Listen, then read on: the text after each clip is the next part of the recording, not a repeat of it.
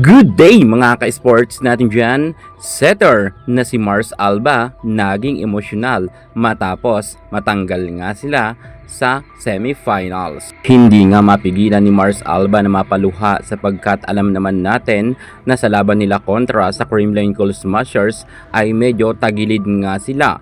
Nawala ang kanilang angas nung prelims ay pinatiklop nila ang CCS, ngunit marami talaga nagsasabi na medyo nakachamba lang raw ang Akari Chargers.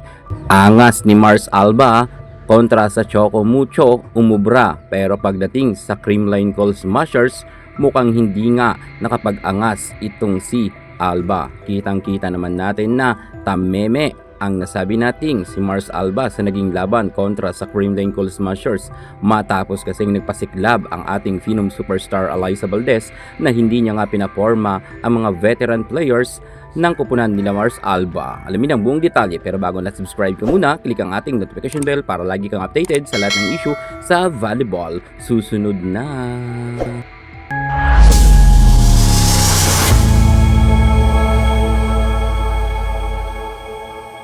Nung nakalaban ng Akari Chargers ang kupunan nila si Rondina, nag-angas nga itong si Mars Alba at grabe ang kanyang bungis-ngis at kitang-kita nga natin na harap-harapan niyang dinuro at tinarayan ang ating superstar na si Rondina. Dahil nga dito ay marami talagang nagalit kay Mars Alba. Ang mga fans nga ng Choco Mucho ay nagsabi na ipapanalangin raw nila na matalo ang Akari ng Creamline. At dahil nga dito mukhang nagkatotoo nga ang mga panawagan at ang mga panalangin ng Choco Mucho fans na kung saan gustong-gusto talaga nilang maligwak itong Akari Chargers para matanggal raw ang angas ni Mars Alba, dahil hindi nga talaga nila matanggap yung medyo pagtataray nga ni Mars Alba kay Rondina na isa sa mga pinakamagaling natin na may napatunayan na sa international competition. Itong si Mars Alba ay wala pa naman raw napapatunayan pagdating dito sa pro, ngunit grabe raw makapag-angas kay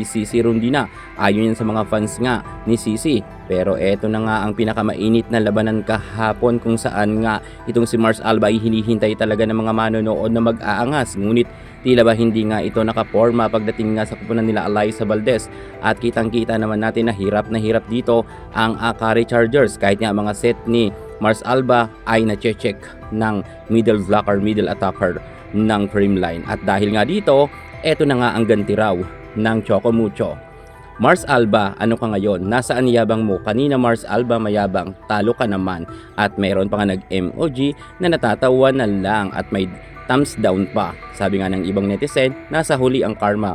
No, buti nga sa iyo. Bakit nilabas ang ngipin? Haba kasi. Ayoko nang sabihin yung part sa hulihan. Gigil ako sa mukha ni Alba. Yan naman ang sabi ng fans ng Choco Mucho. At eto pa ang mas matinding sinabi kay Mars Alba. Mabuti nga sa iyo Mars Alba, mayabang ka kasi. Wala ka daw award. Yabang mo na o talo ka tuloy.